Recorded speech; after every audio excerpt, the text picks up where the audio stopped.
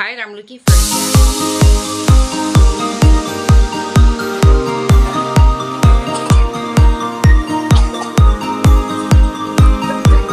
Hello mga Kareels, welcome back to my channel.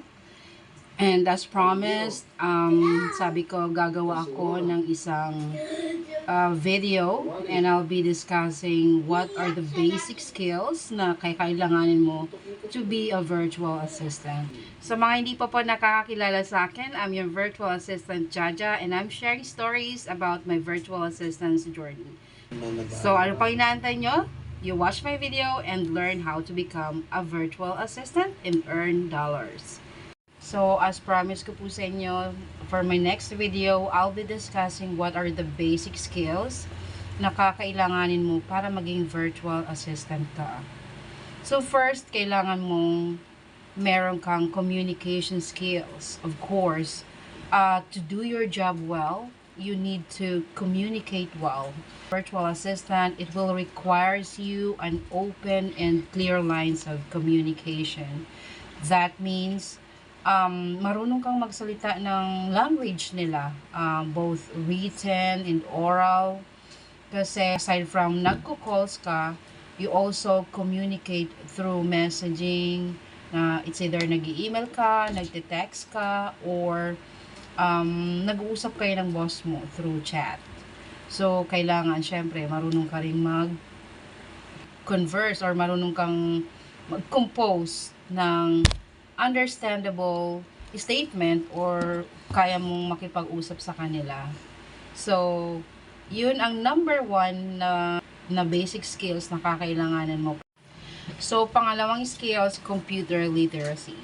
Kailangan guys, marunong kayo sa computer. Kasi unang-una, walang IT mag-assist sa'yo dahil naka-work from home ka. Kung meron naman, or kung mayroon kang kakilalang IT, so it's not 100% sure na sasagutin ka nila because you're working at night. So, possible, tulog sila, di ba? So, mas maganda yung may alam ka sa computer, you know how to do basic troubleshooting. And, syempre, may mga available naman na ngayon na videos sa YouTube wherein pwede kang manood at matuto kung paano mag-fix ng mga minor issues ng mga computer. So, dapat may alam ka sa computer. The third skills na kakailanganin mo, of course, time management. Kasi yung mga client po natin ay marami silang task na ibibigay sa'yo. Kung halimbawa, ang nakuha mong trabaho is admin, marami ka talagang task na gagawin. So, may mga deadlines din yan. So, as a virtual assistant, kailangan mayroon kang time management skills para matapos mo yung mga task mo doon sa deadline mo mismo. Wala kang mga overdue na work. Kailangan, pagdating ng gabi, nakakapasok ka on time kasi para ka rin nasa office nito. Bawal ang late. Okay? And syempre, dapat is reliable.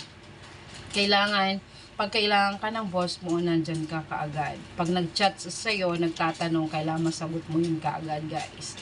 Hindi mo siya pwedeng pagantayin ng 1 oras bago sagutin yung chat niya. Hindi pwede yun. So, pagka nag-chat yung boss mo, nagtanong siya sa'yo, kailangan masagot mo yun kaagad. Remember, they are doing business in the United States at part ka nun dito sa Pilipinas. Next, basic skills, mga ka-VA is of course, you should be attentive to details. Kasi part of being a virtual assistant is yung mayroon kang data entry. So, kailangan lahat ng pinapasok mong information sa CRM nila are true and correct. Parang resume mo, mga ka-VAs. Hindi ka pwedeng magkamali kahit isang numbers lang doon. Say for example, phone numbers. Hindi pwedeng magkamali ka ng pasok ng phone number sa CRM nila. Bakit? Pag tinawagan nila yun, hindi nila makokontak yung tao or hindi nila or lalabas na hindi active yung number na yon. Same thing, same goes with the name. Yung mga ipapasok mo sa CRM nila na names ng customers, kailangan accurate sila. Kasi pag tinawagan mo yun, syempre ang hahanapin nila kung ano yung pangalan na nilagay mo dun sa CRM nila. So, kailangan talaga accurate lahat. Lalo na yung mga appointment time mo. Halimbawa, ang pinag-usapan nyo talaga is 12:15. Kailangan 12:15 talaga yung lalagay mo doon. Hindi ka pwedeng magkamali, may lagay mo 12:01.